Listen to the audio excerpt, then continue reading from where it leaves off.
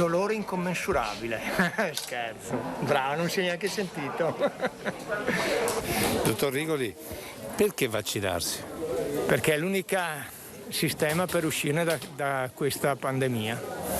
Anche uno dei volti più conosciuti della guerra al coronavirus ha voluto metterci la faccia vaccinandosi questa mattina al Cafoncello con tutto il personale sanitario dell'ospedale trevigiano. È proprio una forma di rispetto sociale. Perché possiamo salvare l'intera comunità. Altissima l'adesione attraverso un sistema di prenotazione informatica. A quelli che dicono che questo vaccino è stato troppo poco, diciamo così, sperimentato, cosa si risponde? Si risponde con un articolo del New England Journal of Medicine che ci dice che ha passato la fase 3 con 40.000 pazienti testati con un'efficacia del 95%. Una risposta a questo contagio che ha riportato in prima linea anche tanti medici in pensione, questa mattina in fila come tutti gli altri per la vaccinazione. Perché vaccinarsi? Perché è un criterio di sicurezza personale e sociale, è un dovere assoluto.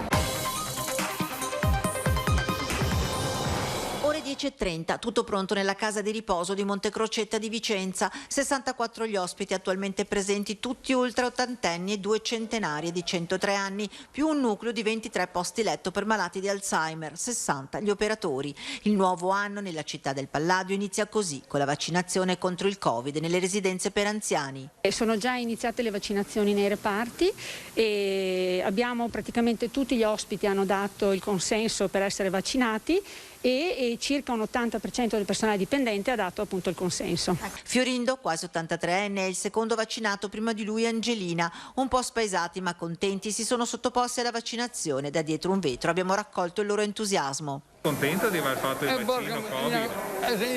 Neanche in accordo. Ah, non se n'è neanche accorto? Neanche accordo. Bene, bene, è contento? E chi non può però. Bene, contento? Porca miseria, scherziamo. Da lunedì si partirà con un ritmo di vaccinazioni di 3 case di riposo al giorno, una quarantina quelle dell'Uslotto. Obiettivo terminare nel giro di una settimana, 15 giorni. L'epidemia rallenta in Veneto sia per i contagi che per la pressione sugli ospedali, ma a subire lo stop ora è la campagna vaccinale per la riduzione nella consegna delle dosi Pfizer. Il Veneto, tra le regioni più penalizzate, con un meno 53%, chiede che almeno il taglio sia orizzontale tra le regioni, riequilibrando con la fornitura della prossima settimana. Se abbiamo avuto un taglio del 29% della fornitura, non può essere che il Veneto dà un contributo del 53% del taglio e altre regioni zero. Si prendono tutte le realtà, siccome noi abbiamo una ripartizione che è millimetrica, tagli il 29% a tutti. Questo è perequativo, è mutualistico e anche dà un senso di responsabilità.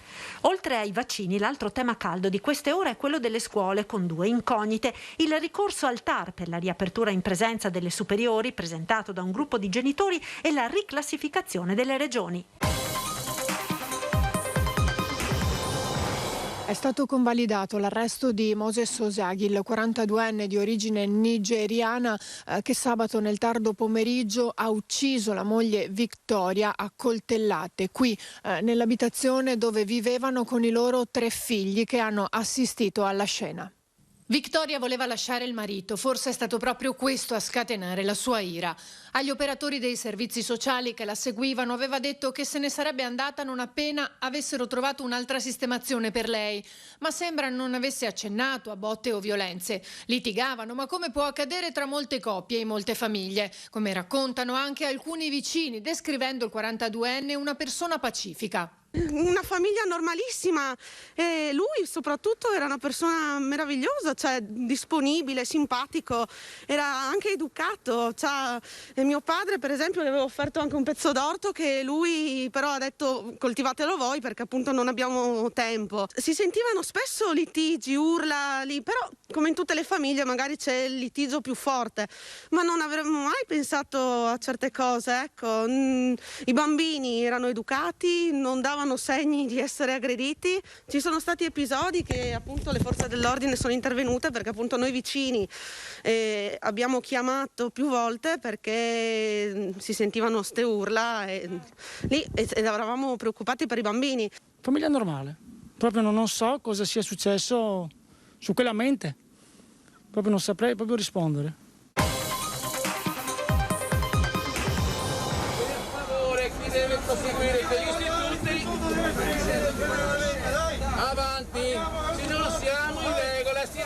fermi. Hanno avuto il loro bel da fare i quasi 60 steward schierati da MOM per garantire il ritorno in classe di oltre 20.000 studenti trevigiani con loro polizia locale e protezione civile. 27 i nuovi mezzi, 100 le corse in più. Nel piazzale della stazione di Treviso l'ora X scatta alle 7:30, questo è il nodo più delicato della Marca. La criticità principale subito emersa riguarda la concentrazione di ragazzi alle fermate di Via Roma, poi fatti defluire verso le navette sotto il cavalcavia, un nodo su cui si interverrà già nelle prossime ore. Resta la differenza tra il rispetto delle norme anticontagio e la percezione dell'effettivo carico dei mezzi. C'è una percezione diversa, anch'io ce l'ho avuta. Abbiamo però contato le persone, sono nei limiti del 50%. Non c'è distanziamento, questo purtroppo sull'autobus non esiste distanziamento. Giuro di essere fedele alla Repubblica, di osservarne lealmente la Costituzione e le leggi e di esercitare le mie funzioni nell'interesse esclusivo della Nazione. Non è ancora mezzogiorno quando Mario Draghi giura come Presidente del Consiglio dei Ministri di fronte al Capo dello Stato Sergio Mattarella. Dopo di lui sfila la squadra di 23 ministri che si è scelto con ben 4 veneti. Posti distanziati, niente strette di mano, solo auguri di buon lavoro e ringraziamenti a bassa voce, da dietro la mascherina, scambi di sguardi, piccoli gesti. Giura per primo il riconfermato Federico D'Incà, Movimento 5 Stelle, Ministro ai rapporti con il Parlamento. Bellunese di Trichiana come un altro membro del nuovo esecutivo, Daniele Franco, già ragioniere generale dello Stato. Per lui il Ministero dell'Economia e delle Finanze. Giura la vicentina Erika Stefani, già Ministro degli Affari regionali nel primo governo Conte, ora la disabilità. Giura il veneziano Renato Brunetta, Forza Italia, che torna alla pubblica amministrazione.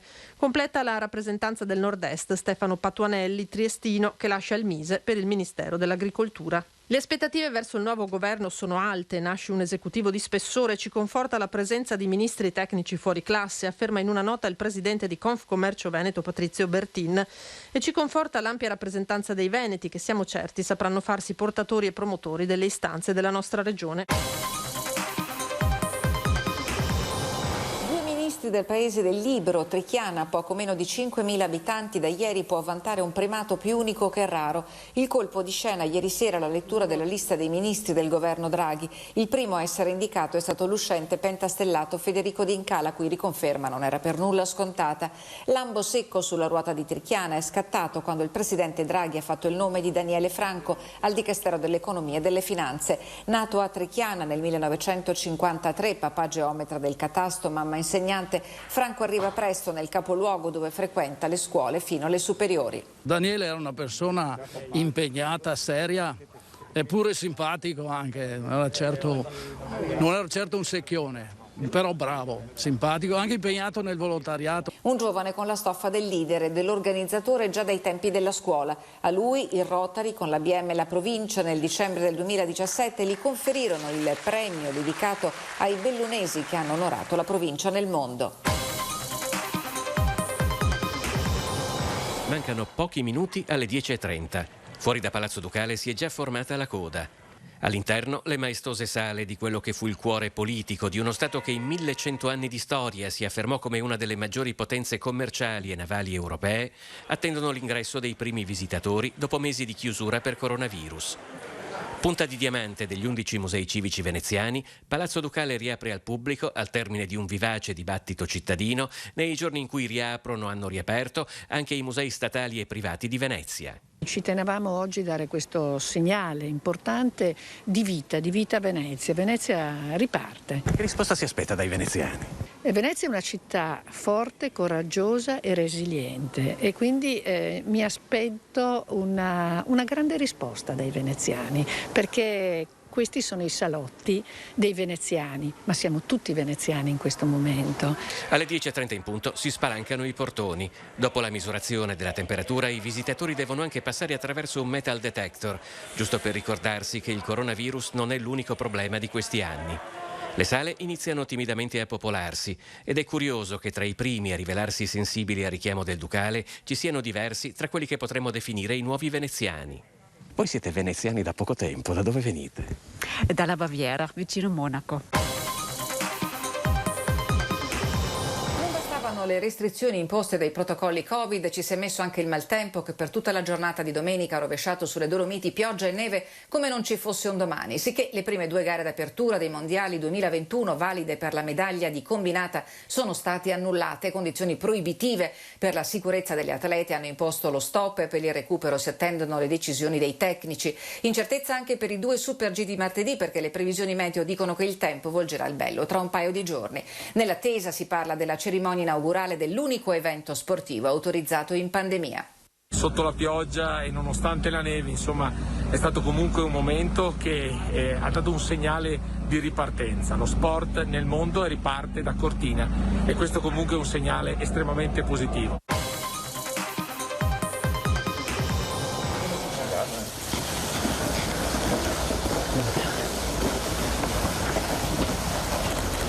Ha ucciso il suo bambino di 2 anni e mezzo, poi si è tolto la vita. Il fratello, che lo aspettava per pranzo, è andato a cercarlo a casa insieme al padre, facendo la sconvolgente scoperta. In un istante la comunità di Castello di Godego è piombata nell'incubo più atroce. Un suo figlio, il 43enne Egidio Battaglia, ha soffocato il piccolo Massimiliano mentre la moglie Adriana era al lavoro. Poi, nel bagno dell'appartamento in piazza Città di Bovis, si è suicidato colpendosi con un coltello al petto e alla gola. Non avrebbe retto alla diagnosi di autismo fatta al bambino, come lo stesso Battaglia avrebbe spiegato in una lettera lasciata insieme alle sue ultime volontà sul tavolo della cucina. Shock, incredulità, silenzio, a malapena qualche parola pronunciata con un filo di voce. Mi dispiace, non me la sento, mi viene a piangere se ci parlo. Il fratello Stefano e il padre Fortunato hanno cercato di entrare dalla porta di casa, ma all'interno c'era la chiave. Servendosi di una scala sono saliti fino al terrazzo e da lì nell'appartamento dove ormai tutto si era già compiuto. La moglie di Egidio, dipendente di una cooperativa che distribuisce i pasti all'ospedale di Castelfranco, era al lavoro. Avvisata e arrivata sul posto, è stata colpita da un malore e portata via con l'ambulanza. Eventi avversi gravi in concomitanza con la somministrazione del vaccino AstraZeneca. L'azienda italiana del farmaco blocca precauzionalmente un lotto, l'ABV 2856, al quale appartengono le dosi sospette. La notizia, diffusa pochi minuti dopo le 14, allarma l'Italia intera, già sul chi va là dal mattino, quando si era saputo della sospensione del vaccino AstraZeneca da parte della Danimarca, seguita da Norvegia e Islanda. Nel nostro paese la decisione del blocco del lotto è stata presa dopo il decesso di un militare di 43 anni a Siracusa. Se la morte sia collegata alla somministrazione del vaccino non si sa. Al momento non è stato stabilito alcun nesso di causalità.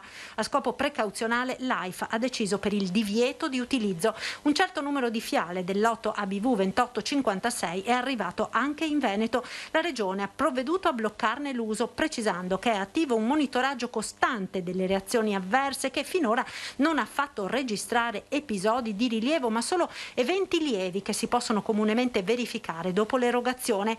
La notizia del blocco ha immediatamente allarmato chi ha già ricevuto una dose del vaccino AstraZeneca, forze dell'ordine, insegnanti, con le chat bollenti. È inutile che suonate, tanto non scendo. Io non posso parlare, senza il mio avvocato non parlo. La voce al citofono è quella della madre del 15enne rinchiuso nel carcere minorile di Treviso con l'accusa di aver tentato di uccidere, aggredendola e accoltellandola, la 26enne di Marocco di Mogliano Marta Novello, che ieri pomeriggio verso le 17 stava facendo jogging poco distante da casa, in via Marignana. E l'ipotesi della rapina finita male non convince. Chiusi nel loro silenzio la madre del ragazzo e i nonni, al capezzale della figlia, l'ingegner Luigi Novello, già presidente di quartiere, e la moglie Chiara, molto attiva in parrocchia. Marta, raggiunta da 20 colpi di coltello, è stata operata ieri in serata all'ospedale Cafoncello per essere stabilizzata. Ricoverata in terapia intensiva e in prognosi riservata. Le famiglie dei 2 ragazzi abitano a poche centinaia di metri l'una dall'altra, ma se i 2 giovani si conoscessero al di là di incrociarsi in paese resta da chiarire. I vicini di casa del 15enne parlano di una lite ad alta voce domenica tra il ragazzo e i familiari. Le urla e le grida erano forti. Le urla e le grida erano forti. Litigavano? Forte, fortissimo. Io stavo solo in cucina con la bambina neonata e ho sentito sbattere le porte, tutto, gridare. E sentivamo gridare, sbattere le porte, vattene, vattene, vattene. I negozianti l'hanno visto crescere qui nel quartiere, il 15enne. Visto da piccolo e insomma non ci si aspettava una cosa del genere. Ecco. Mi sembra molto strano che un ragazzo di 17 anni bicicletta vada a rubare una che corre, cosa avrà? Un telefonino? Avrà avuto al massimo. Quindi mi sembra strano che sia un'aggressione normale. Chi sperava che i numeri del contagio ci risparmiassero le misure più dure è rimasto deluso. Da lunedì anche il Veneto passa in zona rossa e si torna a vivere come un anno fa, un inizio di primavera chiusi in casa. Inizia un nuovo difficile periodo di restrizioni che si spera sia l'ultimo. Ovvio che le ripercussioni soprattutto economiche saranno forti e quindi l'appello al governo è quello che insieme alle chiusure vengano annunciati anche i ristori. Però mi pare di aver capito che il governo Draghi, supportato questa volta anche dalla Lega, va esattamente in questa direzione, quindi sono convinto che anche i supporti economici arriveranno e poi chiedo anche di fare grande attenzione a quegli aspetti morali e psicologici che ci stanno mettendo davvero tutti a dura prova. Ragazzi, incrociamo tutto quello che possiamo incrociare.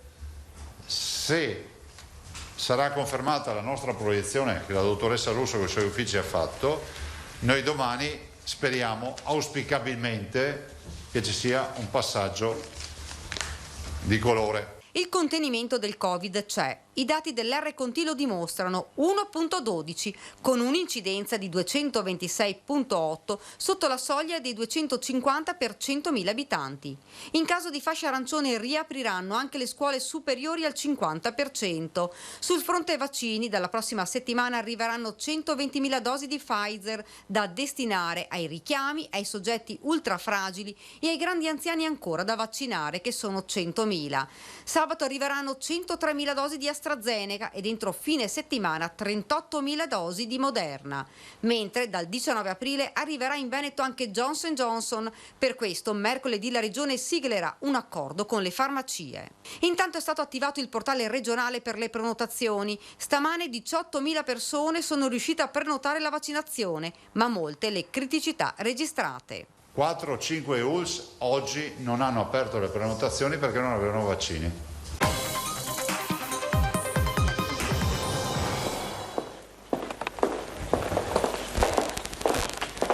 Il ticchettio dei nostri passi tra le cale di Venezia risuona e rimbomba come un eco sordo.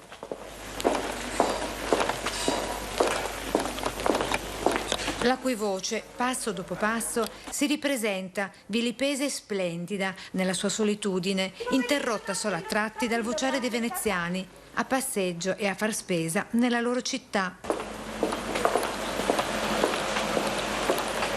È mezzogiorno. Accanto a noi le saracinesche abbassate di molti negozi e altre alzate, ma con l'ingresso chiuso. Tra le vetrine del centro impazzano inaspettati sconti che sembra facciano a gara a chi offre di più. È la crisi di astinenza, di libertà. Io poi lavoro nel mondo del turismo, assolutamente Venezia così vuota è una tristezza assoluta. Noi abbiamo assolutamente bisogno del ritorno dei turisti. È la forza di non arrendersi all'abominevole virus, il mostro, che ha desertificato pure la maestosa e feconda Piazza San Marco, dove si spera, d'ora in poi, le riaperture portino un deciso cambio di passo.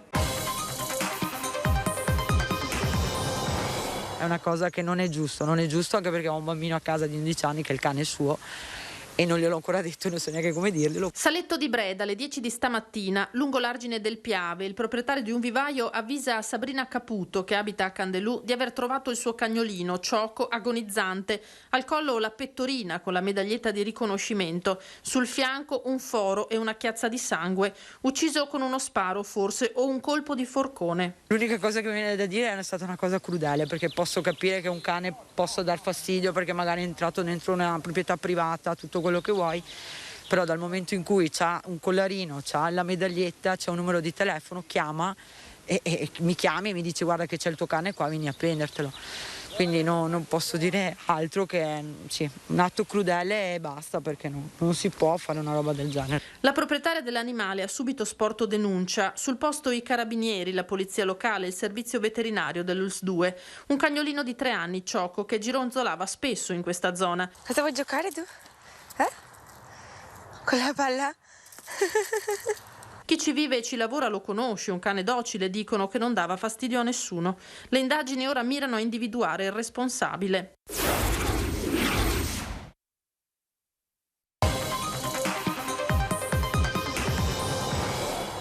La disperazione di genitori che hanno appena perso un figlio di 23 anni. Mattia Battistetti, schiacciato da un bancale di ferri per impalcatura, precipitato da diverse decine di metri mentre veniva sollevato da questa gru. Immagini dell'ennesimo incidente sul lavoro accaduto questa mattina intorno alle 8:30 in via Magellano, a sud degli orti urbani di Montebelluna. Teatro della tragedia questo cantiere dell'impresa Bergamin, che per alcune fasi della costruzione si avvale di ditte specializzate, come per l'innalzamento dell'impalcatura e l'Altedil di Trevignano, dove era assunto il giovane Mattia. Oggi, come da qualche giorno, il 23enne era al lavoro tra i due condomini in costruzione e stava passando da un manufatto all'altro con un collega. Poi, ma questo è il vaglio dei rilievi dello Spisal, questo cavo d'acciaio si sarebbe strappato. Ho sentito un tonfo e subito pensavo che fosse caduto magari un'armatura, un pannello. Era un colpo forte e dopo si è sentito arrivare i pompieri, l'ambulanza. Allora ho previsto che c'era qualcosa di più serio. 15 quintali di ferro tra centine, ponti e rinforzi sono precipitati addosso al giovane Mattia, che in quel momento si sarebbe trovato proprio sotto al bancale in sollevamento, sfiorando invece il collega uscito illeso dall'incidente. Nulla da fare per i soccorsi arrivati dal vicino ospedale. Il 23enne sarebbe morto sul colpo. Subito sono stati avvertiti la mamma Monica, che fa l'insegnante, il papà Giuseppe, che lavora in ospedale. Entrambi successivamente sono stati portati al pronto soccorso per lo stato di grave prostrazione dopo aver visto quanto era accaduto al loro figlio. Disperazione anche dalla sorella Anna, che più tardi ha voluto vedere di persona dove era morto suo fratello. Solo nella tarda mattinata la salma di Mattia Battistetti è stata recuperata dall'ammasso di ferro e lamiere, mentre i rilievi dello Spisal sono proseguiti fino al pomeriggio per stabilire le esatte cause della tragedia.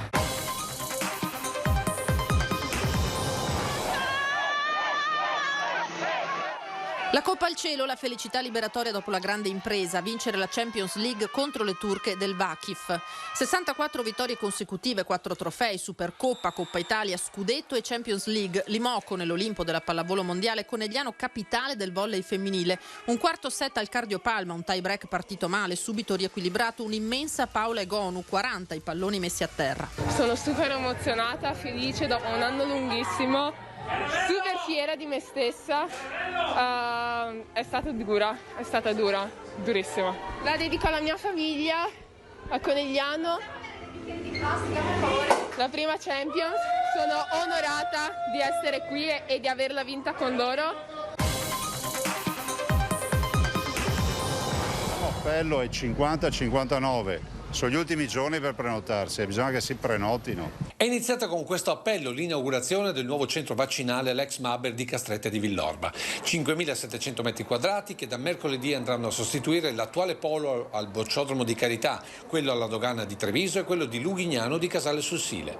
Area messa a disposizione dalla Progest di Bruno Zago, che ha provveduto anche agli allestimenti tutti in cartone riciclato. Oltre 100 le persone operative ogni giorno tra medici, infermieri, assistenti sanitari, esercito e protezione civile, che all'inizio faranno oltre 4.000 vaccini. È uno dei 60 centri del Veneto, abbiamo passato i 2 milioni di inoculazioni, quindi considerate che oggi possiamo dire con tranquillità, proprio da oggi, che un Veneto su 3 ha già avuto almeno una dose di vaccino. A noi forniscono 200.000 dosi la settimana. Considerate che il nostro potenziale di vaccinazione oggi è di 100.000 dosi al giorno. È proprio in virtù di questi numeri che il Presidente vede diversi segnali positivi. Che un primo risultato noi lo vediamo nelle terapie intensive e nei ricoveri. Le fasce d'età vaccinate non rappresentano più pazienti nostri.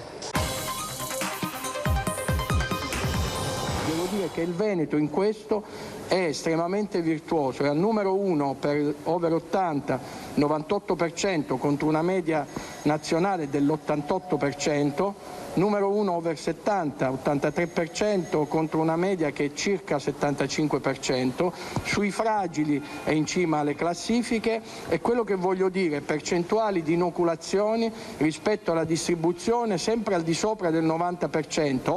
Riconosce la virtuosità del modello regionale il commissario Figliuolo nella sua intensa giornata in Veneto, accompagnato dal governatore Zaia. Alle 10.30 l'arrivo puntuale al padiglione Rama all'ospedale di Mestre, dove, come raccontano le nostre immagini in esclusiva, prima ha incontrato i vertici della sanità regionale, poi nel vicino auditorium i prefetti. Da lì il primo sopralluogo al lab vaccinale al Pala Expo di Marghera e le prime dichiarazioni ufficiali di giornata. Il punto di svolta, dice Figliuolo, è vicino. Maggio, mese di transizione, giugno deve essere un mese di svolta, è il mese dove dare proprio quella che si può definire una spallata definitiva e lasciarci indietro il periodo peggiore. Figliuolo, che è tornato sulla questione Pfizer e sull'intervallo necessario fra prima e seconda dose, qui le rassicurazioni sanitarie del CTS si coniugano con la Realpolitik.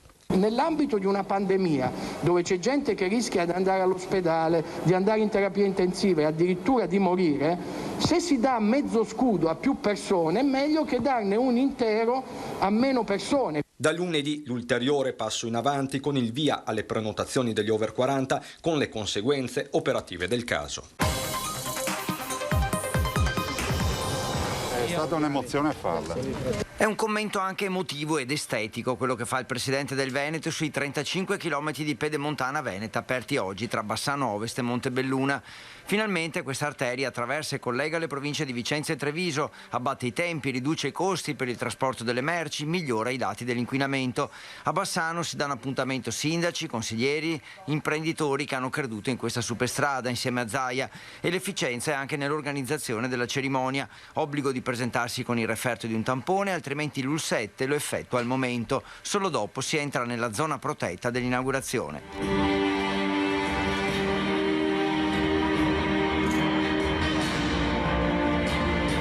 La pedemontana migliorerà la vita di chi la attraverserà, ne è convinto anche il viceministro Morelli. Sfido chiunque a pensare che è preferibile stare in auto o sul camion 40 minuti in più, rinunciando a 40 minuti della propria vita. A beneficiare della pedemontana saranno soprattutto gli imprenditori del territorio, ma anche i sindaci. Molti erano quelli presenti all'inaugurazione di questo tratto, di un'opera che interessa quasi 40 comuni. Ed è una struttura che non è una striscia d'asfalto, una mera striscia d'asfalto, ma diventa uno strumento di coesione della comunità. Al trasporto merci, è una possibilità per le aziende, per il turismo. Una strada, sottolinea il presidente Luca Zaia, nata grazie all'impegno di chi tutti i giorni, con caldo, freddo, pioggia o sole, ha portato avanti l'opera, e grazie ai voti del Consiglio regionale, tanto che il governatore fa salire sul palco i consiglieri per un applauso collettivo, rivelando anche la prossima priorità. Ci vuole una squadra che non sia l'ufficio complicazioni e affari semplici. Il merito è dei consiglieri che ci sono stati. Il merito è di consiglieri che ci sono ora. Ovvio che la prossima è l'autonomia. Finito il Covid si parla solo di autonomia in Veneto. Grazie. Grazie mille. Grazie. Infine la benedizione del casello e il taglio del nastro, quindi l'apertura ufficiale della strada, con i primi ingressi al casello di Bassano alle 15.04 di venerdì. Questa è un'infrastruttura che cambierà il modo di pensare, di ragionare, di programmare i nostri viaggi in questi territori. Arrigo Cipriani, si riapre? Eh sì, adesso siamo pronti. Ci siamo preparati per gli ultimi 2 mesi, per i 2 mesi avevo sempre pensato al giorno dell'apertura e adesso finalmente, il 1° giugno, siamo aperti per i clienti. Abbiamo fatto entrambi il tampone e il vaccino e quindi siamo tutte e 2 senza mascherina per questo. Lei ha fatto il Pfizer, credo, no? Io ho fatto il cinese invece. Ho fatto il cinese a Dubai, dove abbiamo 2 ristoranti e allora ho trovato l'occasione di farlo, l'ho fatto un paio di mesi fa. San Marco, Venezia, siamo nel locale dichiarato nel 2001 patrimonio nazionale dal Ministero dei Beni Culturali. L'Eris Bar, tanto caro a Hemingway, riapre dopo mesi di chiusura e totale inattività. Tra apertura e chiusura sarà più di 1 anno. Qui per le riaperture previste il ricambio d'aria 17 volte ogni ora. Tiriamo fuori 22.500 metri cubi d'aria ogni ora e vede, ci sono le finestre aperte. Se fa freddo abbiamo il riscaldamento che è sufficiente per riscaldare la chiesa di San Marco. Sono le 23.04 del 27 maggio 2021, quando il doge Riccardo Boccaron, veneziano puro sangue, mette in rete nel terzo dei 4 minuti di recupero il pallone dell'1-1 contro il Cittadella. Il Venezia è di nuovo in Serie A dopo 19 anni. Da veneziano cosa significa? Incredibile, io sono nato qui dietro, a 10 minuti da qui sono nato. Mia moglie è veneziana, sono tutti veneziani. Una roba incredibile. Nessuno può capire questa cosa. Complimenti, veramente. Cosa hai provato sulla pelle? Cosa c'era su quel pallone di Malé quando l'hai messa dentro con lo scavetto? Ho cercato l'unico modo con cui potevo colpire la palla era fare uno scavino, è andata bene, a giri giusti. Quando deve entrare dentro non c'è niente da fare, bisogna crederci sempre. In tribuna gioisce anche il sindaco di Venezia, Brugnaro. Mi sembra di tornare bambino, mi sembra di ricordare quando siamo andati in Serie A tanti anni fa. Una roba bellissima, una giornata storica. Poi Nicola Marangon, uno degli eroi della promozione arancione-nero-verde nei primi anni 2000, oggi mister della squadra primavera, che ai nostri microfoni racconta. Per me ormai il Penz è casa mia e insomma ho passato gli anni più belli della mia carriera e saranno anni indimenticabili per me. L'apertura della porta è un momento molto importante ed è proprio il rettore della Basilica, padre Oliviero Svanera, con altri fratelli, buongiorno, per questo piccolo importantissimo rito, e si svela, come vedete, la Basilica. Nel giorno della sua festa Antonio accoglie i pellegrini arrivati per pregare sulla tomba. All'alba è iniziata la lunga diretta di Rete Veneta, emittente del nostro network Media Nord-Est, che passo passo ha raccontato le emozioni e la devozione di una giornata importante, non solo per i padovani ma per migliaia e migliaia di fedeli in tutto il mondo. Momento clou di questo 13 giugno, l'arrivo da Venezia della reliquia dell'avambraccio di Sant'Antonio, conservata dal 1652 nella Basilica della Salute e riportata per la prima volta a Padova, dove resterà esposta per una settimana.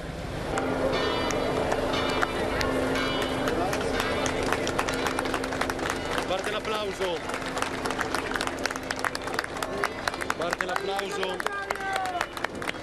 Patriarca. Viva Sant'Antonio. Urlano. Portata dalla patriarca di Venezia Francesco Moraglia e dal rettore della Basilica del Santo, padre Oliviero Svanera, la reliquia è entrata a Padova salutata dagli applausi dei fedeli in trepidante attesa sul sagrato. Cari fratelli e sorelle, l'Eucaristia che stiamo celebrando è il momento culminante, come vi dicevo, di una giornata che ci ha visto pellegrini dalla Basilica della Madonna della Salute a Venezia alla Basilica del Santo di Padova. Sulle grandi navi serve una soluzione di lungo periodo per bloccare l'accesso in laguna. A dirlo sono i tecnici dell'UNESCO, secondo cui Venezia, patrimonio dell'umanità UNESCO dal 1987, andrebbe inserita nei siti in pericolo. L'ipotesi verrà analizzata durante i lavori in programma dal 16 al 31 luglio, ma è un lavoro che va fatto in sinergia, come sottolinea il senatore veneziano Ferrazzi. Bisogna fare subito tre cose. La prima è rendersi conto che Venezia è una città del mondo e quindi non stupirsi se c'è un'attenzione perché Venezia è patrimonio dell'umanità. Seconda, bisogna decidere, non possiamo più perdere tempo. Il governo ha deciso di portare il porto nel lungo periodo fuori dalla laguna attraverso il concorso che verrà aperto nei prossimi giorni. Bene, ma bisogna trovare anche una soluzione nell'intermedio, perché questa è la terza cosa: Venezia senza il porto non può essere, non può esistere. Ci sono un sacco di possibilità di trovare delle soluzioni di medio periodo, per esempio tutto l'asse di Porto Marghera dà queste possibilità, si decide insieme. In caso di approvazione da parte del Comitato per il Patrimonio Mondiale, verrà chiesto all'Italia di elaborare un piano e delle misure correttive da presentare entro febbraio 2022. Mio cognato e mio nipote sono con me, sono sicuro, non c'è nessun problema. Ah, ok, quindi siete insieme, sì. Insomma. Sì, siamo insieme. Per rispetto di mio cognato, mio nipote e mia sorella, non rilascio dichiarazioni a nessuno, non offendetevi, ma la situazione non è bella. Poche parole soppesate e sofferte, quelle di Denis Mariotto, fratello di Bruna, la donna di 51 anni uccisa dal suocero ottantenne Lino Baseotto nel tardo pomeriggio di mercoledì in questa villetta di via 24 maggio tra Visnadello e Lovadina di Spresiano. Con un fucile da caccia regolarmente detenuto, l'uomo ha sparato un colpo in pieno volto alla donna sull'uscio di casa. Poco dopo, nel capanno degli attrezzi, ha rivolto l'arma contro se stesso e si è ucciso con la stessa folla con le modalità. Alla base una lite, l'ennesima, il fastidio che l'uomo nutriva nei confronti del cane di Bruna, un chihuahua, abbaiava troppo la sua lamentela ricorrente. Una tragedia di cui è stata testimone diretta la figlia della donna e nipote di Lino, non ancora tredicenne, che per l'appunto ora si trova con il padre Claudio accudita a casa dello zio materno Denis in una località del Trevigiano. Lo vedete, padre Oliviero Svanera, rettore della Basilica di Sant'Antonio, che ha con sé la reliquia. Svanero, esce dal santo per imbarcarsi al portello, salutata dall'alzata di remi delle imbarcazioni storiche venete. La Basilica di Sant'Antonio e la Basilica della Madonna della Salute attestano la devozione del popolo di Dio e dei fedeli che vi accorrono da ogni parte per incontrare il Santo e Maria Santissima. È iniziato così, con una benedizione dalle acque, il viaggio di ritorno a Venezia della reliquia dell'avambraccio di Sant'Antonio, che dopo una settimana di ostensione ha lasciato la Basilica del Santo a Padova.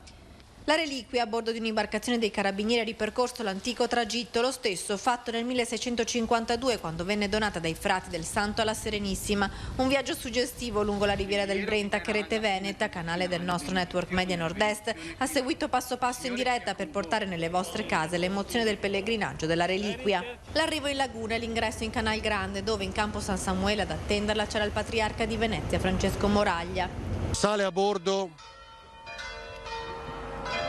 della Dogaressa il patriarca di Venezia Francesco Moraglia. È un momento storico. Immagini uniche per questo storico momento che ha segnato le celebrazioni del Giugno Antoniano, che ha unito quest'anno, nel segno del Santo, Padova e Venezia.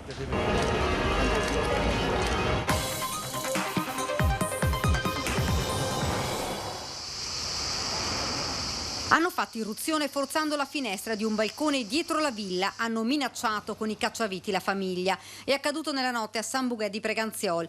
3 i malviventi incappucciati con il passamontagna, in mano gli arnesi da lavoro, quelli che utilizzano per scassinare porte e finestre. Il piano lo avevano studiato bene nei minimi dettagli. Probabilmente sapevano che all'interno della villa Marcello del Maino c'erano i coniugi, 81 e 79 anni, ma forse non che fosse appena rientrata dall'Inghilterra la figlia Matilde, 44 anni, ed è stata proprio lei che ha sentito alcuni rumori sospetti e si è alzata, ha sorpreso i 3 già all'interno della villa. I malviventi le hanno puntato contro il cacciavite, mentre uno la bloccava in una stanza, gli altri sono andati nelle camere dove hanno trovato gli anziani genitori minacciati e immobilizzati nella stessa maniera. I rapinatori si sono fatti consegnare i monili che avevano addosso, poi hanno preso alcuni pezzi di argenteria e dei contanti, circa 1 migliaio. Infine se ne sono andati lasciando sotto shock la famiglia. Immediatamente è stato lanciato l'allarme. Sul posto si sono precipitati subito i carabinieri.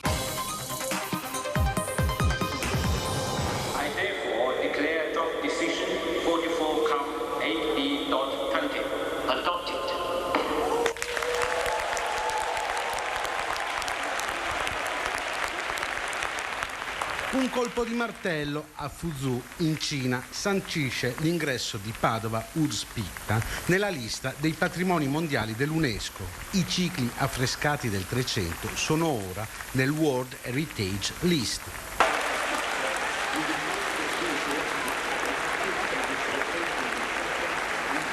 Oggi Padova ha ricucito una sua identità lacerata e lo ha fatto, guarda caso, riconoscendo la centralità simbolica e costitutiva della sua identità, che è il Trecento. Quindi oggi il Trecento padovano è sotto le vetrine, è nella vetrina del mondo, e penso che sia per la nostra città un momento particolarmente significativo. Un lavoro iniziato molti anni fa, rimandato di 1 anno a causa del Covid, diventa ora realtà.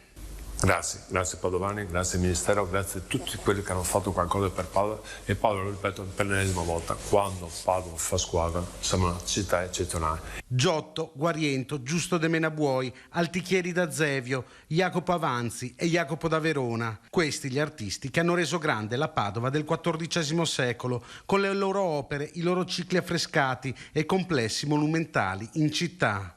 8 luoghi di Padova che dal 1305 al 1397 rappresentano una rivoluzione nell'arte figurativa.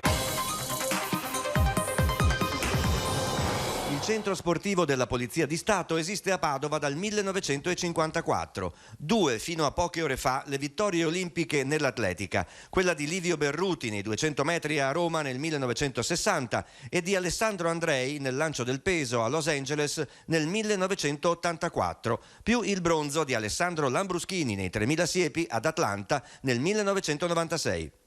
Alle Fiamme Oro un bottino di 2 medaglie olimpiche in un solo giorno nell'atletica leggera è qualcosa di sensazionale. Ma chi sono Marcel Jacobs e Gianmarco Tamberi? A Padova c'è chi li conosce da moltissimo tempo. Marcel Jacobs l'abbiamo conosciuto che aveva 18 anni, è un saltatore in lungo scordinato, però dai grandi piedi, della grande velocità, ragazzo molto timido, introverso. Abbiamo cercato di guidarlo nel suo percorso agonistico, gli abbiamo fatto cambiare allenatore, si è spostato ad allenarsi a Gorizia e poi quando ha deciso di abbandonare il salto in lungo per problemi fisici abbiamo deciso che potesse diventare un grande velocista, e questo solo 3 anni fa si è spostato ad allenarsi a Roma con il suo allenatore Paolo Camossi. Sono ragazzi straordinari, al di là dei tatuaggi di Marcel, dietro c'è una persona dal cuore grande, una sensibilità enorme. Io sono sicuro che sapranno anche raccontare la loro storia e i ragazzi li ascolteranno e li guarderanno con attenzione.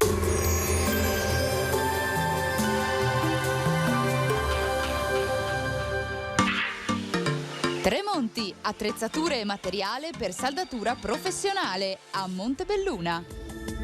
Benvenuti al Meteo.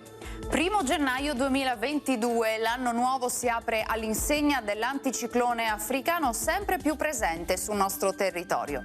Vediamo allora il dettaglio.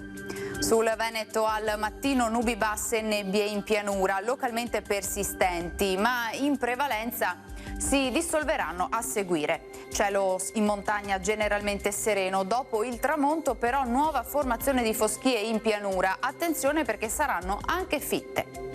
Temperature stazionarie minime tra lo 0 e i 2 gradi, massime sui 5-9 gradi all'incirca.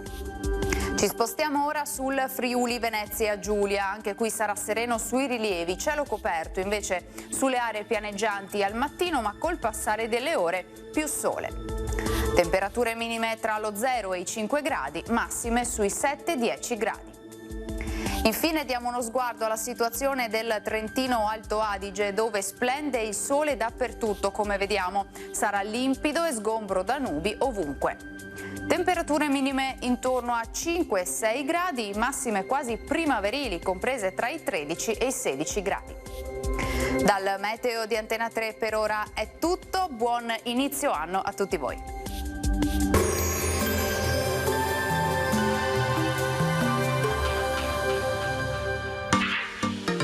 Tremonti, attrezzature e materiale per saldatura professionale a Montebelluna.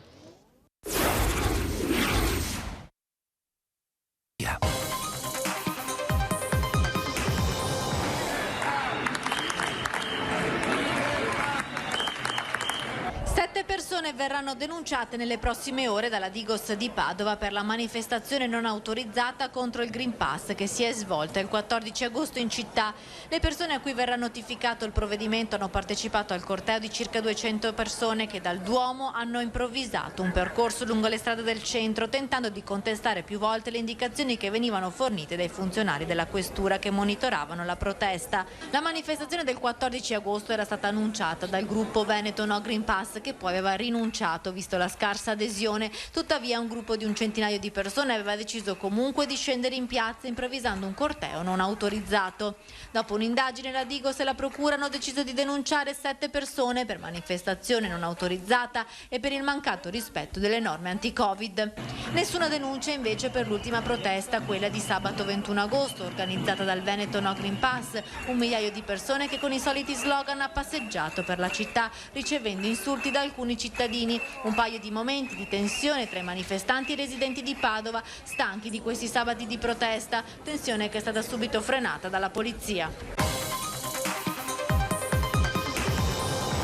Hanno agito velocissimi andando a colpo sicuro i badniti che alle 4 della scorsa notte hanno assaltato la gioielleria Sinopoli nella centralissima Galleria Avogadro di Mogliano Veneto.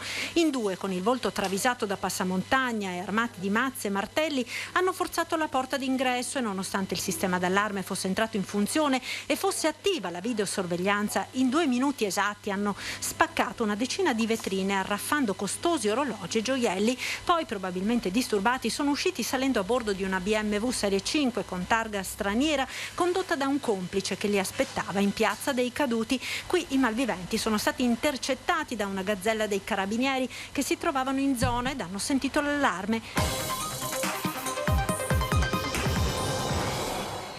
Certificazione valida. Bene, certificazione valida, in pochi secondi abbiamo fatto l'operazione. Sì, in pochi secondi viene fatta questa operazione, ho scaricato l'app del Ministero della Salute sul mio telefonino, anche sul tablet della palestra. Adesso ho usato il mio telefonino, diciamo che è un'operazione molto semplice e comoda. Con igienizzanti e mascherine le palestre fanno i conti da tempo, il Green Pass quindi è l'ultimo tassello di un puzzle complesso, forse l'unico viatico arrivati a questo punto per garantire un autunno di operatività per strutture che hanno sulle spalle complessivamente oltre un anno di chiusura. Io sono favorevole a tutto ciò che ci permetterà di continuare la nostra attività che ha subito delle chiusure prolungate, diciamo molto faticose da assorbire, da digerire, per cui io punto a rimanere aperto, a poter lavorare e se questo è uno strumento che me lo permetterà, ben venga. Tra un manubrio e una lat machine i clienti stanno ritornando, ognuno con la sua storia, come quella di Ivan, 19 anni. Non sono vaccinato, ho avuto il Covid a maggio, per fortuna ho ottenuto il Green Pass e per fortuna posso continuare a venire qua in palestra. Raffiche di vento impressionanti, una scuola scoperchiata, cimiteri danneggiati e poi alberi sradicati, viabilità e linee elettriche in tilt, lunghi blackout. Sono stati 200 nella Marca gli interventi ai quali sono stati chiamati i vigili del fuoco da ieri sera, quando si è scatenato il temporale che ha interrotto il lungo periodo di caldo opprimente. Danni nel capoluogo, Treviso, con decine di alberi abbattuti dal centro ai quartieri, ma a essere maggiormente colpita è stata l'area tra Ponzano e Castelfranco, dove per tutta la giornata sono proseguiti gli interventi di messa in sicurezza di strade ed edifici. A Strana, dove la conta dei danni è già arrivata a 100.000 euro, il vento ha scoperchiato la scuola elementare. La copertura è stata trasportata a decine di metri di distanza fin sulle case intorno. Alberi danneggiati nello storico parco di Villa Lattes, mentre in un altro parco a Vedelago il maltempo si è accanito sui giochi per i bambini. E qua siamo nel parco di Villa Cappelletto della Biblioteca Comunale di Vedelago e come avete potuto vedere c'è stato veramente un bel gran disastro. Ci abbiamo impiegato anni per riuscire a sistemare questo parco, acquistando anche i nuovi giochi per i bambini e insomma tutto il lavoro fatto è sfumato.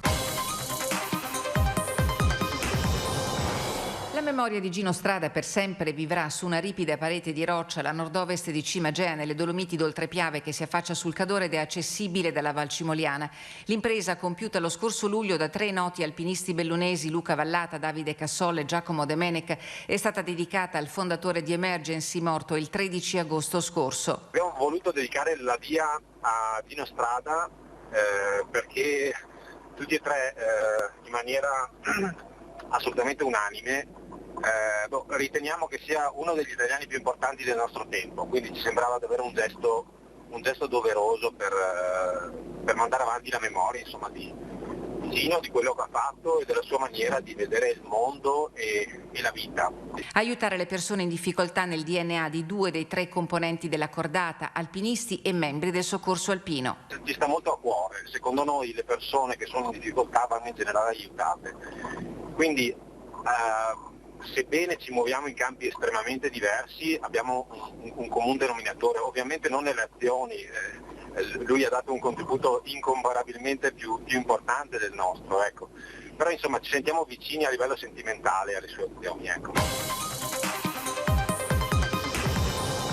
Agli italiani io mi sento più italiano che italiano non si può, quindi è proprio agli italiani che mi hanno dato proprio la vita e la fantasia di creare alcune storie che poi hanno amato, e grazie a loro. E riceverlo a Venezia poi è una cosa particolare, no? Speciale, no? Perché così come unica la città fa diventare unico tutto. Ecco, Venezia oggi non deve venire qua, ma è un miracolo. è una città che è un miracolo, non si capisce come possa essere nata, sorta, avere un miracolo. Quando sono arrivato davvero mi sentivo il doge. A Benigni è un'accoglienza straordinaria, uscivano da tutti i vicoli, da tutte le guarda, una cosa impressionante. La serata inaugurale della 78esima Mostra Internazionale d'Arte Cinematografica di Venezia si è aperta sotto il segno indiscutibile dell'inconfondibile classe del Leone d'Oro alla carriera Roberto Benigni, che è dedicato il riconoscimento ricevuto alla moglie Nicoletta Braschi e a tutti gli italiani. Vorrei fare le mie opere rivoluzionarie, farle ora, quelle più innovative. Vorrei tanto preparare un film nuovo, ma se trovassi l'idea vi darei appuntamento qui appena. Non riesco ogni volta comincio e poi su Nicolè, sarebbe bellissimo. Benigni è arrivato per ultimo sul red carpet, accolto dal presidente della Biennale Roberto Cicutto e dal direttore della mostra Alberto Barbera. Poi si è seduto in sala grande accanto al capo dello Stato Sergio Mattarella, a cui ha chiesto di fare un secondo mandato da Presidente della Repubblica. Vorrei studiare da grande elettore per andare a votare alle prossime elezioni per fargli fare il secondo mandato. Il pubblico ministero della Procura di Venezia ha iscritto nel registro degli indagati 12 sanitari in servizio all'ospedale di Dolo per la morte di Ivan Busso, il falconiere scomparso a 42 anni il 1 gennaio 2021. Il fascicolo è stato aperto dopo l'esposto presentato il 4 gennaio dalla vedova Elisa Borella, assistita dall'avvocato Marco Frigo dello Studio 3A. Il decesso, sostengono, potrebbe non essere stato provocato dal Covid, ma da una polmonite batterica. Io non ho niente contro i medici che l'hanno curato, anzi li ringrazio assolutamente per quello che hanno fatto, perché so che hanno provato in tutti i modi a salvarlo. Voglio solo capire appunto, se non ci fosse stato questo problema dell'infezione batterica contratta in terapia intensiva, se mio marito sarebbe sopravvissuto. Il 18 giugno il medico di Padova, incaricato dalla Procura, ha trasmesso le prime conclusioni dell'autopsia, comunicando che sul corpo di Ivan Busso era stata accertata la presenza di una polmonite batterica instauratasi in un quadro di polmonite interstiziale da infezione SARS-CoV-2, segnalando la necessità di approfondire e valutare la condotta dei sanitari intervenuti durante la degenza di Busso a Dolo. Il sostituto procuratore ha concesso una proroga di 60 giorni per il termine della perizia per l'integrazione del contraddittorio con le persone sottoposte ad indagine.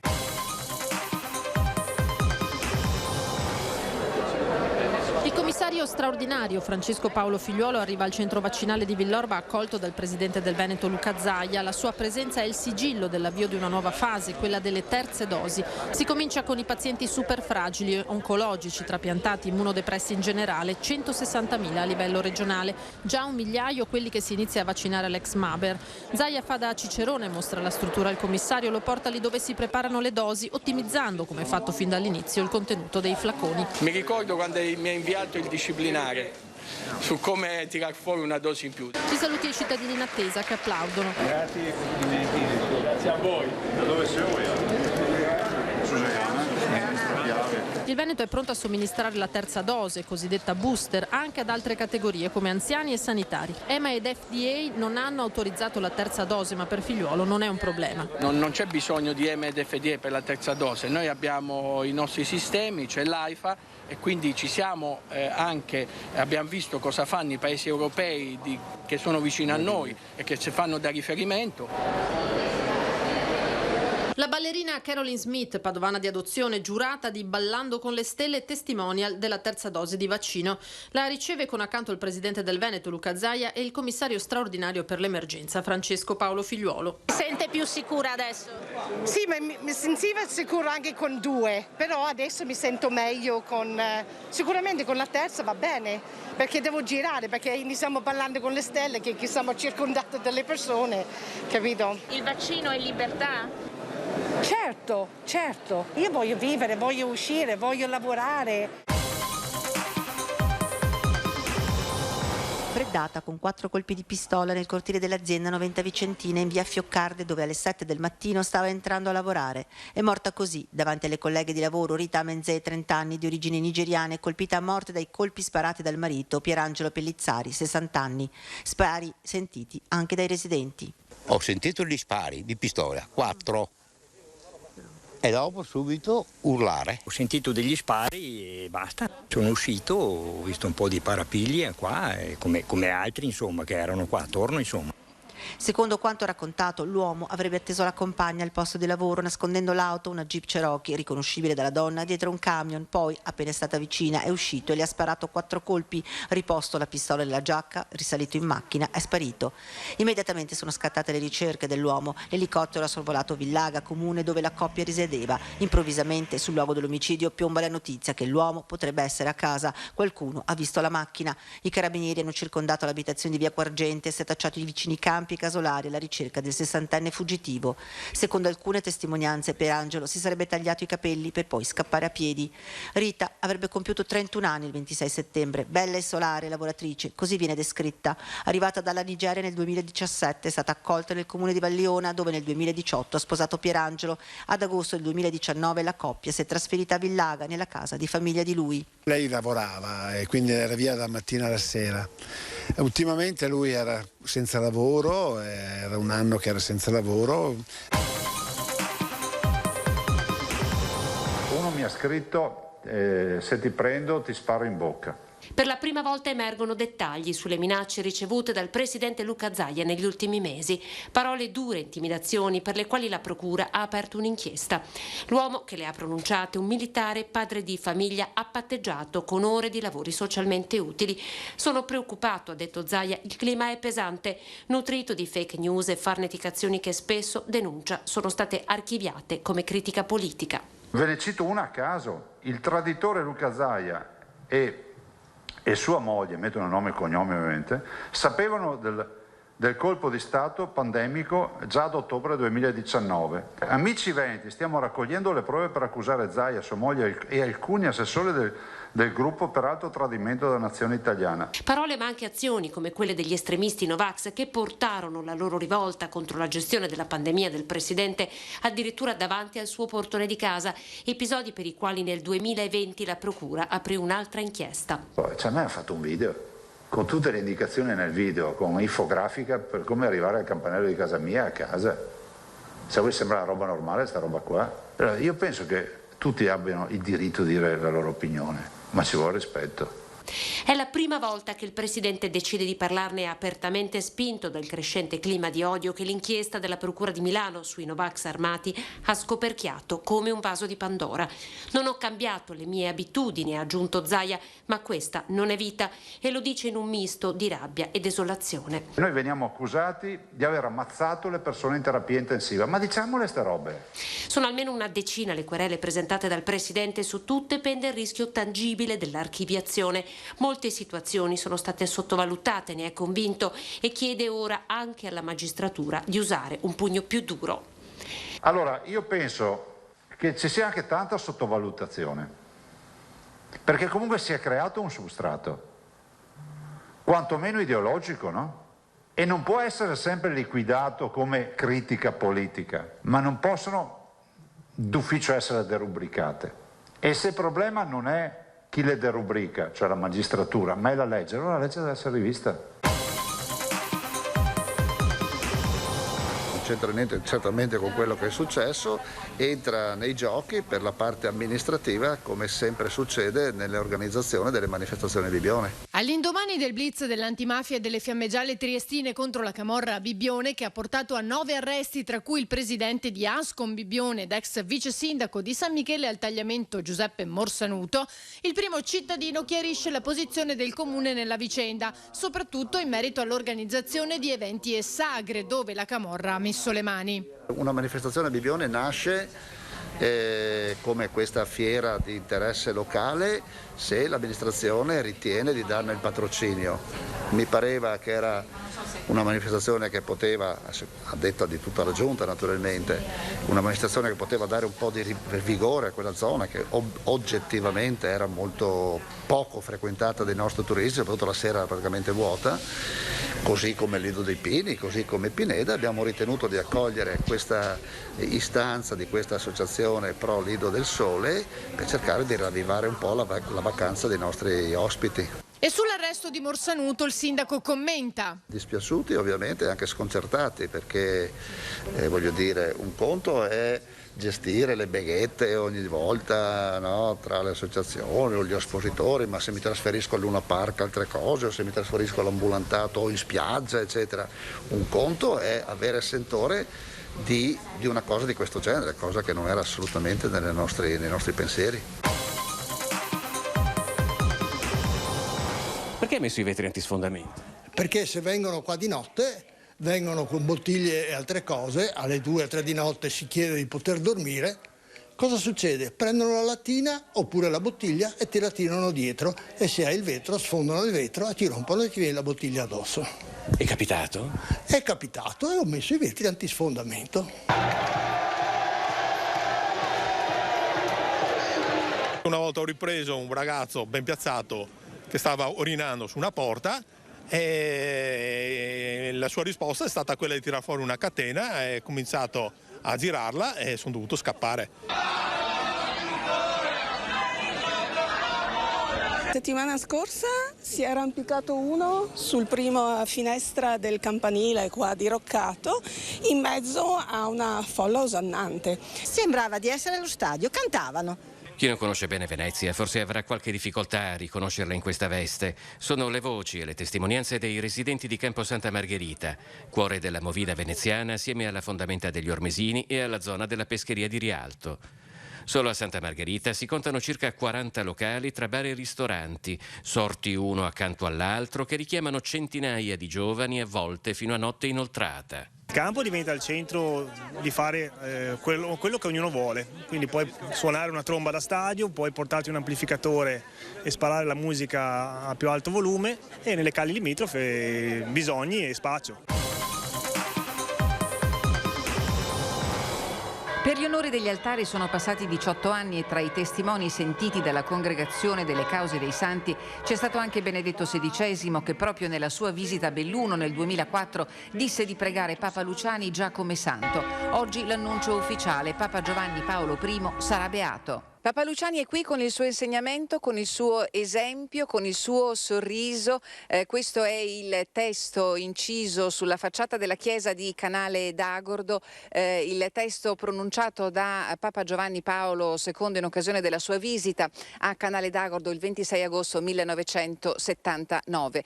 A Canale d'Agordo la notizia è arrivata all'improvviso, nessuno si aspettava l'annuncio, accolto con stupore. Qual è la sensazione, l'emozione di oggi? Non sapevo neanche di che era. Hai sentito suonare le campane e boh, sarà festa.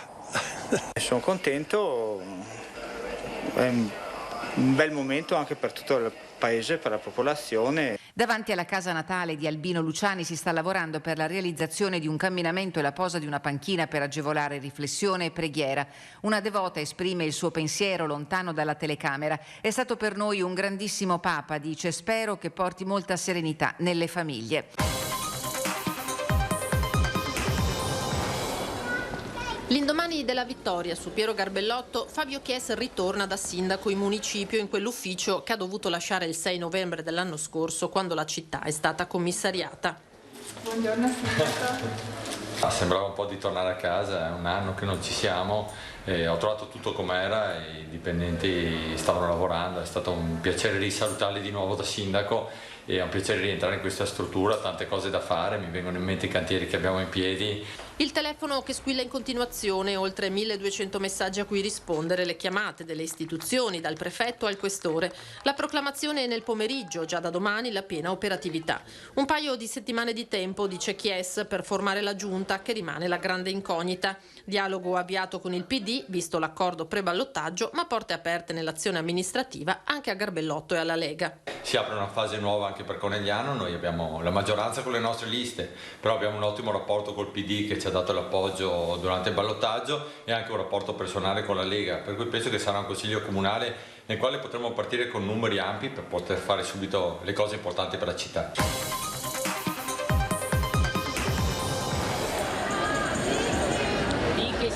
Il corteo corteo è aperto da una decina di bambini che con le mani alzate camminano dietro alle volanti della polizia a scandire i loro passi, cori, slogan e canzoni diffuse da megafoni, microfoni, casse amatoriali. I manifestanti invocano la libertà, alla fine sono almeno 5.000, un numero che sorprende anche loro stessi. In maniera ordinata avanzano da via Roma per proseguire lungo il percorso concordato con le forze dell'ordine. Nessuna deviazione, nessun disagio, il corteo è pacifico. Insulti e grida fuori dal coro arrivano solo alla vista dei giornalisti. Anche la nostra telecamera viene toccata, l'operatore spinto. Giornalista, terrorista, terrorista, giornalista. Non vi basate su la scienza, vi basate su partiti politici. Noi col Green Pass. Voi siete la manovalanza del partito. Basta. A Roma hanno dato dei fascisti, forse sì, c'era un centinaio di persone, ma non parlano di tutta l'altra gente che c'era. Erano solo dei terroristi quelli che c'erano sabato scorso a Roma. Non avete paura che ci siano infiltrazioni anche qua? Come fate a controllare? Può darsi, ma no, ma siamo tranquilli, c'è la polizia. Molti di loro erano a Trieste e da tutto il Trevigiano hanno risposto alla chiamata. Non intendono mollare, questo è il messaggio che rivolgono al governo, ma anche ai cittadini che ai lati della strada o sui balconi assistono al lungo sfilamento.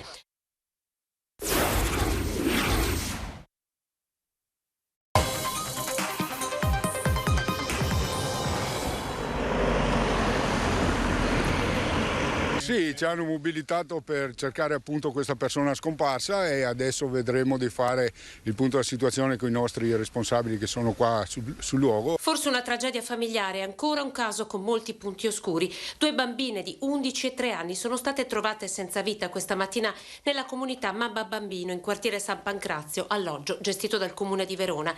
La mamma delle piccole, una donna cingalese, ha fatto perdere le sue tracce. Nella stanza dove sono state trovate le bambine nessun segno di violenza o colluttazione, tutto è stato trovato in ordine. Erano ospitate nella casa alloggio da gennaio, da quando il Tribunale dei minori di Venezia ne aveva disposto l'allontanamento da casa a causa del marito violento e tossicodipendente. La drammatica scoperta dei cadaveri questa mattina dagli operatori presenti 24 ore su 24 nella struttura. L'allarme è scattato immediatamente, subito sono partite le ricerche della donna lungo le sponde dell'Adige. In volo si è elevato l'elicottero a terra i cani molecolari del gruppo cinofili. Siamo attrezzati con aeroplani e droni e siamo in attesa di istruzioni dai vigili del fuoco per eventuale intervento. Al momento non possiamo operare perché l'elicottero è in azione. Tristezza, tanta.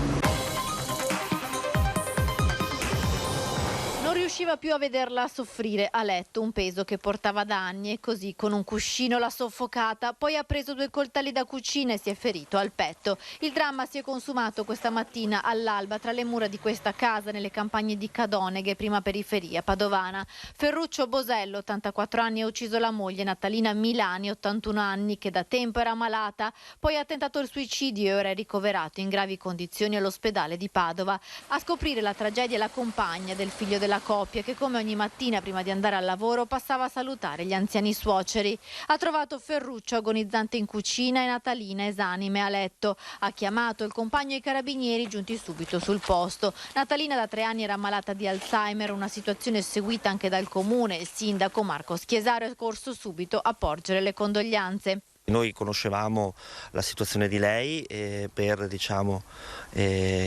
la malattia, la patologia che aveva, era anche seguita in base alle richieste della famiglia e si andava anche a un controllo domiciliare. La signora era malata ormai da tempo, da 3 anni ormai.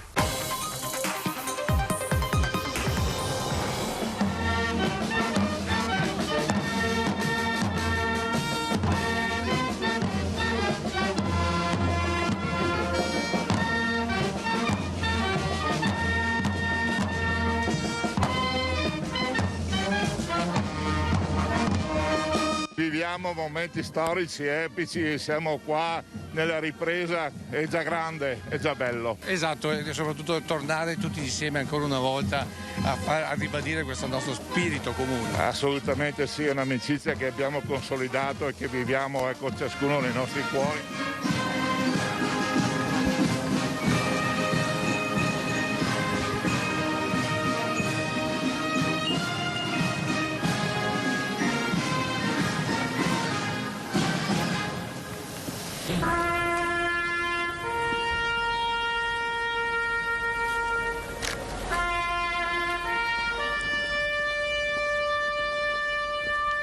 Chiediamo con forza quello che già la Regione Veneto e la Regione Friuli hanno già chiesto, un ritorno a un servizio obbligatorio per i giovani. Chiediamolo, non dobbiamo avere paura. Lo grida alla piazza il presidente nazionale degli alpini Sebastiano Favero, lo ribadisce ai sindaci. Per trasmettere alle nuove generazioni i valori di unità, di solidarietà, i valori delle penne nere, va ripristinato per i giovani un periodo di servizio alla comunità. È necessario coinvolgerli se vogliamo unità, se vogliamo capacità di trasmettere i nostri valori anche al futuro. È quello che noi chiediamo. Dal cuore della città, che celebra i 100 anni della sua sezione, Favero spiega che i campi scuola sperimentali di quest'estate hanno dato ottimi risultati. Anche alla luce dello sforzo compiuto durante la pandemia, gli alpini sono titolati a chiedere al governo di riaprire il capitolo leva. Noi non pretendiamo che sia la leva di una volta, pretendiamo semplicemente che tutti i giovani facciano un momento di servizio agli altri. Sta arrivando in questo istante il presidente Bolsonaro.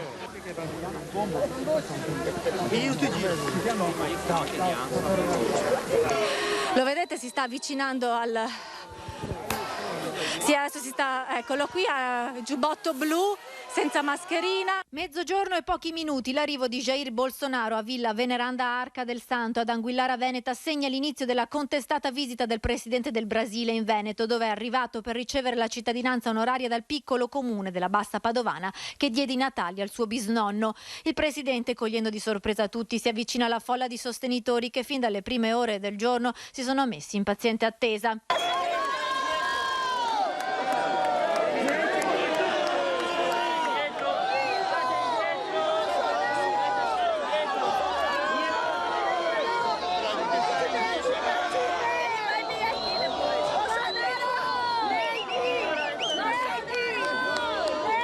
La gran parte brasiliani, alcuni italiani, tanti bambini. Ad un certo punto qualcuno viene ammesso all'interno della villa.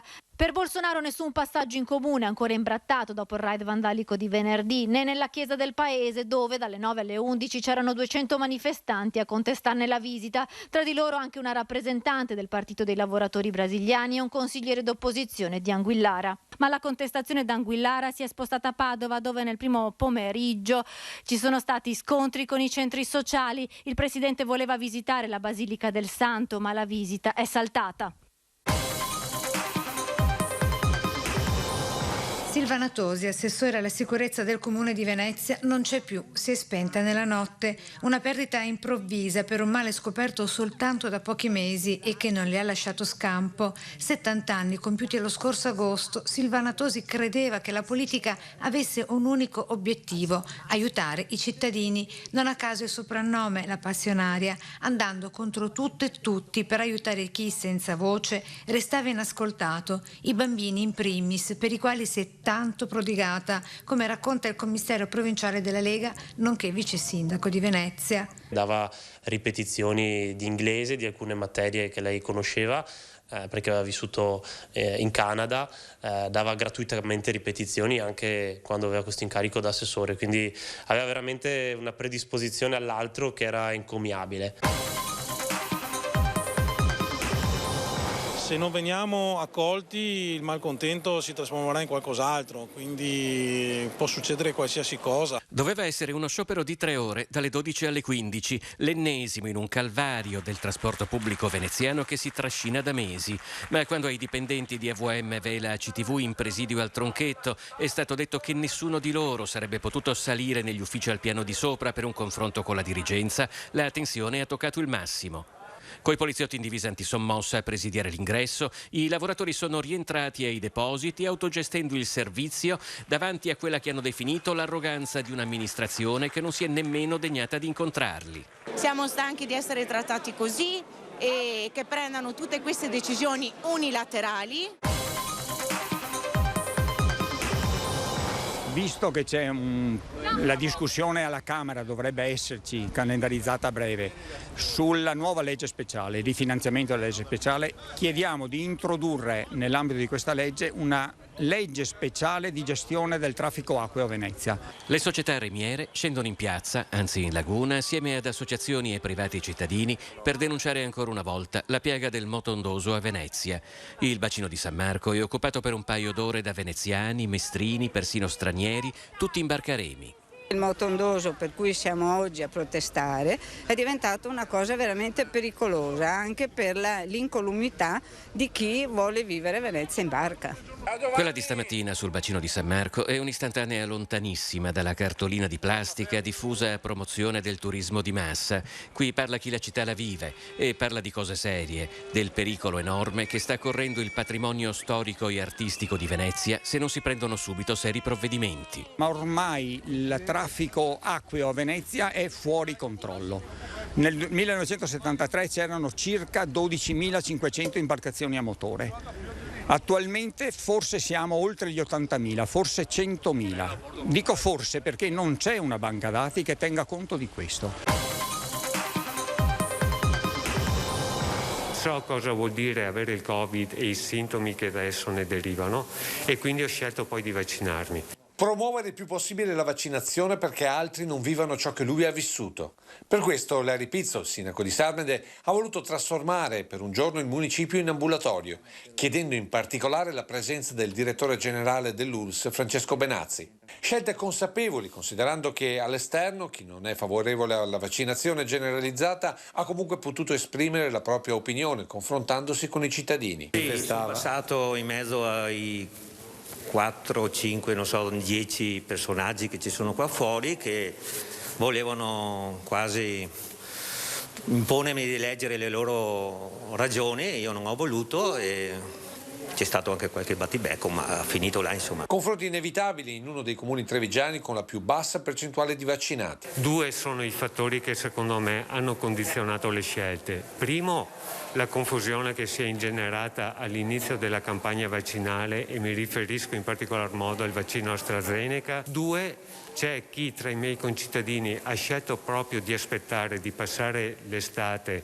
e vaccinarsi ora, con la convinzione poi di avere una maggior protezione per i mesi che verranno, quelli invernali più freddi e forse anche i più pericolosi. Sono arrivati i computer, i sistemi di sicurezza informatici, è arrivata la mano dei sanitari che in queste ore hanno usato moduli, carta e penna per evitare di utilizzare i PC sotto attacco. È partito nella notte l'attacco hacker contro cui stanno lottando i tecnici dell'ULSS 6 Euganea. Disagi si sono registrati alle visite specialistiche, ai laboratori di analisi, anche i centri vaccinazione ne hanno risentito. In fiera al padiglione 6 la piena operatività è ripartita a metà mattinata. In prima linea i servizi informatici dell'ULSS. Nella notte ci sono stati 2 attacchi ransomware di tipo CryptoLocker.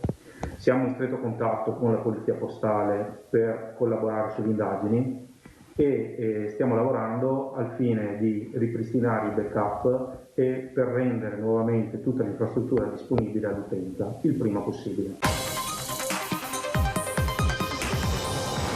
Vedendo il camper dove domenica mattina è stato ritrovato il corpo senza vita di Giulia Rigon, la 31enne di Asiago, accanto al camper la Fiat Punto della giovane donna.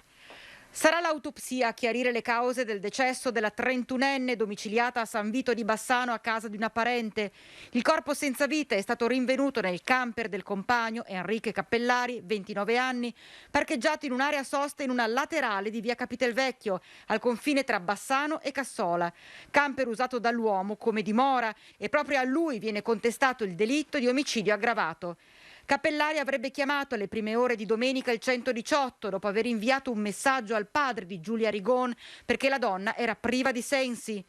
Quando i sanitari sono giunti sul posto, assieme ai carabinieri, non hanno potuto far altro che constatare il decesso della 31enne, che sarebbe avvenuto ancora sabato sera. Dalle ferite riscontrate sul volto e sul corpo, gli inquirenti escluderebbero una caduta accidentale, così come dichiarato dal 29enne durante l'interrogatorio a seguito di un litigio.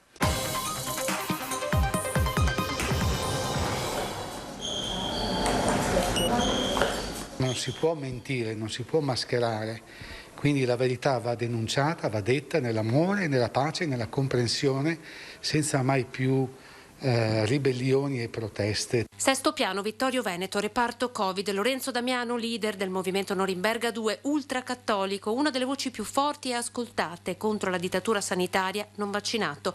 Questa volta esce da guarito. Dopo aver contratto il Covid, per parlare con noi davanti ad una telecamera. Sarà dimesso tra pochi minuti, pronto per tornare alla vita. Ad attenderlo giù la moglie. Sorretto come sempre da una fede fortissima, Damiano racconta lo stupore alla scoperta della positività, la paura di morire, l'autenticità del lavoro di medici ed infermieri per farlo tornare a respirare da solo. Credetemi con tutto il cuore, se io avessi fatto quel vaccino anche pur sperimentale, non avrei avuto le conseguenze, che ho avuto. Qual è stato il suo più grande errore, secondo lei, allora? Qual è stato lo sbaglio? L'errore è essere pieni di se stessi a volte. E infatti in questo tempo essere svuotati di se stessi è l'esperienza che Gesù ha passato durante la passione. A Lorenzago di Cadore un episodio del genere non era mai accaduto. L'epilogo tragico e inimmaginabile.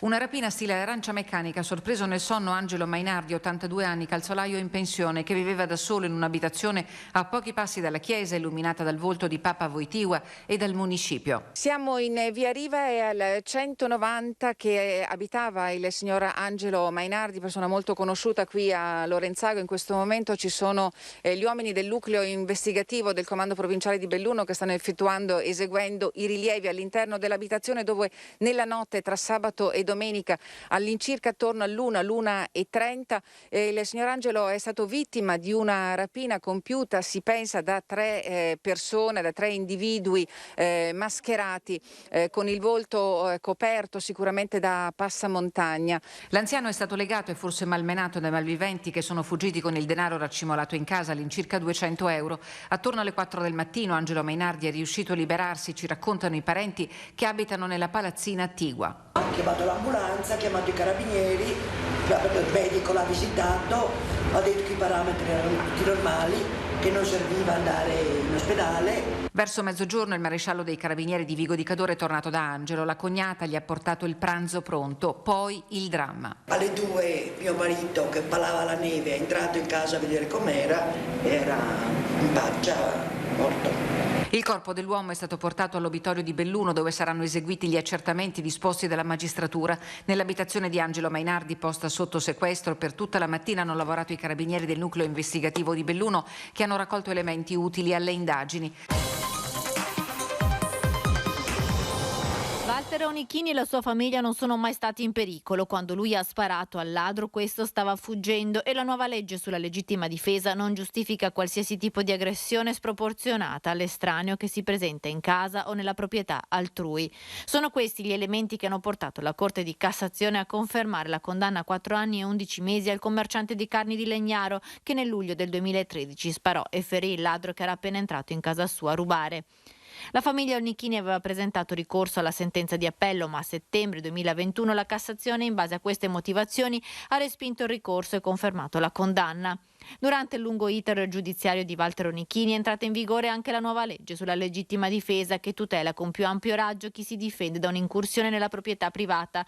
Ma secondo i giudici, quando il macellaio sparò, il ladro stava scappando e il figlio non stava rischiando di essere rapito. Le motivazioni della Cassazione arrivano a pochi giorni dalla notizia di richiesta di grazia inviata dalla moglie di Onichini, Sara, al Presidente della Repubblica, Sergio Mattarella. Onichini passerà il suo primo Natale in carcere a Venezia, mentre il ladro albanese, condannato anch'egli a 3 anni e 8 mesi per furto, è tutt'oggi latitante. È stato condannato a 6 anni, 8 mesi e 4 giorni. È stato riconosciuto un vizio parziale di mente e adesso attendiamo la motivazione. Faremo sicuramente appello. 6 anni e 8 mesi di reclusione a cui si andranno ad aggiungere altri 24 mesi di misura di sicurezza. È la pena comminata questa mattina dal Tribunale dei minori di Venezia al sedicenne di Marocco di Mogliano che il pomeriggio dello scorso 22 marzo in via Marignana aggredì Marta Novello, studentessa di 26 anni, mentre faceva jogging, colpendola con oltre 20 coltellate. In aula al momento del pronunciamento della condanna, insieme all'avvocato difensore Scussat, c'erano lo zio e il nonno del sedicenne che il neuropsichiatra infantile ha suggerito di non far partecipare all'udienza. Solo una volta è stato ascoltato a processo e su richiesta del giudice aveva chiesto scusa. Il collegio presieduto da Patrizia Botteri ha di fatto accolto la richiesta del PM Giulia Dal Pos, partita da una pena complessiva di 14 anni. Il ragazzo ha beneficiato dello sconto di 1/3 della pena per il rito abbreviato e di una serie di attenuanti, tra cui, come detto, il vizio parziale di mente. Il movente rimane la rapina. L'adolescente, che a marzo aveva 15 anni, voleva procurarsi dei soldi per comprare dello stupefacente, della marijuana da fumare insieme agli amici.